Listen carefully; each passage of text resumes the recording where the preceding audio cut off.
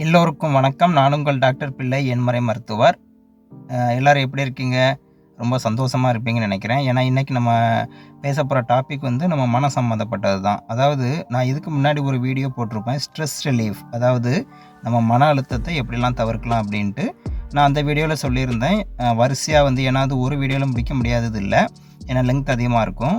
அதனால் அது சம்மந்தமாக ஒரு 3-4 வீடியோ போடலாம் அப்படின்னு சொல்லியிருந்தேன். இன்றைக்கி நம்ம போட போகிறது வந்து பார்ட் 2, அதாவது 2வது வீடியோ.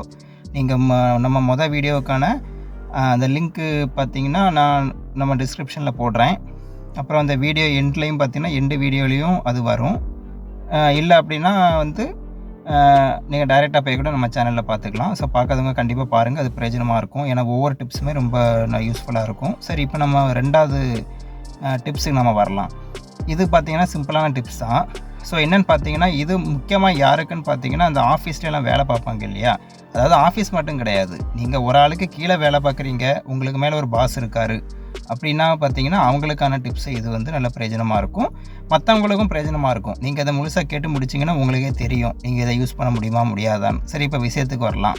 ஓகே, இப்போ நீங்கள் ஒரு இடத்துல யார்கிட்டையும் வேலை பார்க்குறீங்க. உங்களுக்கு மேலே உள்ள ஒரு ஆள் பார்த்தீங்கன்னா உங்களை எப்போ பார்த்தாலும் திட்டிகிட்டே இருக்கார். நீங்கள் வந்து உங்கள் வேலையை கரெக்டாக தான் பண்ணுறீங்க, பார்த்து பண்ணுறீங்க. அப்படி இருந்தும் அவர் ஏதாவது ஒரு குறையை கண்டுபிடிச்சிட்டு எப்படியா திட்டணுமேன்னு திட்டுறாரா, இல்லைனா வந்து அவரோட சிச்சுவேஷனாக அவரோட டென்ஷனாக என்னன்னு தெரியாது, ஏதோ ஒரு காரணத்துக்கு அவங்கள திட்டிகிட்டே இருக்காருன்னு வச்சுக்கோங்க. ஆனால் என்ன பிரச்சனைனா, நம்மளும் எதிர்த்து பேசிட்டோம் திட்டோம் அப்படின்னா ஒரு பிரச்சனை இல்லை, ஸ்ட்ரெஸ் வராது. அது பிரச்சனை அதோடய முடிஞ்சு போயிடும். ஆனால் நம்மளால் முடியாது. ஏன்னு கேட்டிங்கன்னா, நம்ம வேலைக்கு பிரச்சனை வந்துடும். ஏன்னா மேலதிகாரியை ஏற்று பேச முடியாது. அந்த மாதிரி சுச்சுவேஷனில் பல பேர் இருப்பீங்க. அது நம்ம இல்லைன்னு சொன்னாலும் அது அவங்கவுங்க மனசில் தெரியும். பல பேர் அப்படி தான் இருக்காங்க. ஏன்னா நம்ம குடும்ப சூழ்நிலை எப்படி இருக்கும், நம்ம எதாவது ஏற்று பேசியாச்சுன்னா வேலை போயிடுச்சுன்னா குடும்பத்தை யார் காப்பாற்றுறது, அந்த மாதிரி ஸ்ட்ரெஸ்ஸு தான் இப்போ உள்ளவங்களுக்கு ரொம்ப இருக்கும். ஸோ கண்டிப்பாக வந்து அதை மறக்கவே முடியாது. சரி, இப்போ இந்த மாதிரி விஷயத்தில் நம்ம வந்து மேலதிகாரின்னு வந்து நம்ம பாஸை எதிர்த்தும் பேச முடியாது. அதே நேரத்தில் பார்த்திங்கன்னா நம்மளால் வந்து அது வந்து ஸ்ட்ரெஸ்ஸும் நம்மள்ட்ட உருவாகக்கூடாது இல்லையா? ஏன்னா இந்த மாதிரி நம்ம ஏற்று பேசாமல் இருப்போம், ஆனால் மனசுக்குள்ளேயே வச்சு ஸ்ட்ரெஸ் ஆகி நம்மளுக்கு மனநோய் வருவதற்கான வாய்ப்பு அதிகம். அது பார்த்திங்கன்னா அந்த கோபத்தை சில பேர் வீட்டில் வந்து காமிப்பாங்க.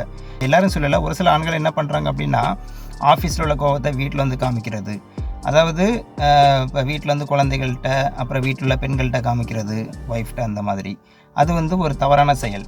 என்னென்னு பார்த்தீங்கன்னா, நம்மளுக்கு வந்து ஆஃபீஸை விட நம்ம ஃபேமிலி மெம்பர்ஸ் தான் முக்கியம். அப்படி இருக்கும்போது நம்ம அந்த ஆஃபீஸில் உள்ளவங்களே ஒன்றும் சொல்லாமல் இருக்கோம், ஆனால் நம்ம வீட்டில் உள்ளவங்கள திட்டுறோன்னா அது உண்மையிலேயே வந்து தப்பான செயல். இப்போ நம்ம எப்படி தவிர்க்கலாங்கிறத பார்க்கலாம். இப்போ உங்களை ஒரு பாஸு திட்டுறாருன்னு வச்சுக்கோங்க. இன்றைக்கி திட்டுறாரு, அதாவது உங்கள் முன்னாடி நின்று திட்டிகிட்டு இருக்காரு. இப்போ சில பேர் ஆன்லைனில் திட்டுவாங்க. ஏன்னா இப்போ எல்லாமே ஆன்லைன் ஆகி போனால இந்த வீடியோ காலு அந்த மாதிரி மீட்டிங்லாம் இருக்கு இல்லையா, ஜூம் மீட்டிங், அந்த மீட்டிங் அதை கூட திட்டுவாங்க. ஸோ எப்படி திட்டினாலும், நேரில் நின்று திட்டினாலும் சரி, நீங்கள் அவங்க ஆன்லைனில் திட்டினாலும் சரி, உங்கள் கண்ணு முன்னாடி அவங்க உருவம் இருக்குது இல்லையா? அப்படி உருவம் இருக்கும். நீங்கள் என்ன பண்ணணும்னா, உங்கள் மனசில் இந்த சர்க்கஸ்லாம் கோமாளி பார்த்துருக்கீங்களா? சர்க்கஸ்லாம் கோமாளியோட ஸ்ட்ரக்சர் எப்படி இருக்குன்னு தெரியுமா? அதை ஒரு ட்ரெஸ் போட்டிருப்பாங்க, முக்கியமாக தலையெல்லாம் வித்தியாசமாக இருக்கும், நல்ல மேக்கப் போட்டிருப்பாங்க. நம்மளுக்கு இதெல்லாம் தேவையில்லை. அவங்க மூக்கில் பார்த்துருக்கீங்களா? ஒரு சிவப்பு கலரில், ரெட் கலரில் ஒரு சின்ன பால் மாதிரி, உருண்ட அமைப்பில் ஒரு பால் மாதிரி அவங்கள மூக்கில் வச்சுருப்பாங்க. நான் அந்த பிக்சர் போடுறேன், அந்த பிக்சரை பார்த்தா உங்களுக்கு தெரியும்.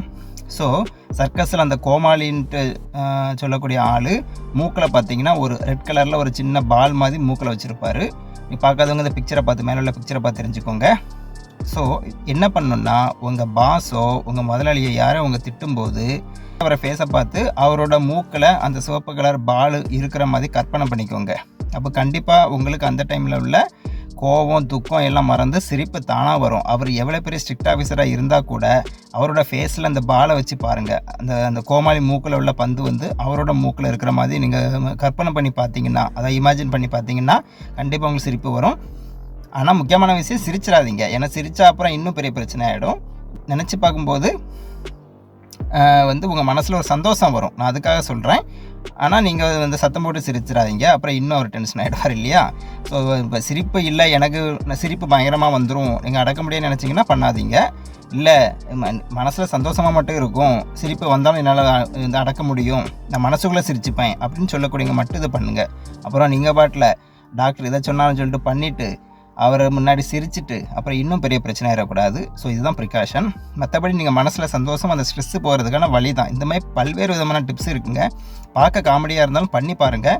ஏன்னா இந்த மாதிரி அமெரிக்கா மாதிரி நாடுகளில் இதை தான் இப்போ பெருசாக பண்ணிகிட்டு இருக்காங்க. நம்மளுக்கு சின்ன சின்ன விஷயங்களாக படக்கூடியது தான் அமெரிக்காவில் சயின்டிஃபிக்காக சீரியஸாக பண்ணுறாங்க. ஸோ அதனால் இதை பண்ணி பாருங்கள். பண்ணி பார்த்துட்டு நீங்கள் பண்ணி பார்க்குறீங்களோ இல்லையோ இதை பற்றி கருத்துக்களை உங்கள் கமெண்ட் பாக்ஸில் சொல்லுங்கள். நம்ம சேனலை சப்ஸ்கிரைப் பண்ணாதவங்க பண்ணிக்கோங்க. நம்ம வீடியோ நம்ம சேனல். ஸோ இதை உங்கள் ஃப்ரெண்ட்ஸு எல்லோரும் ஷேர் பண்ணுங்கள், சப்ஸ்கிரைப் பண்ண சொல்லுங்கள். தொடர்ந்து ஆதரவு தாங்க. ரொம்ப நன்றி. மீண்டும் இன்னொரு பார்ட் 3 வீடியோலையும் மற்ற வீடியோக்குள்ளேயும் சந்திப்போம். நன்றி, வணக்கம்.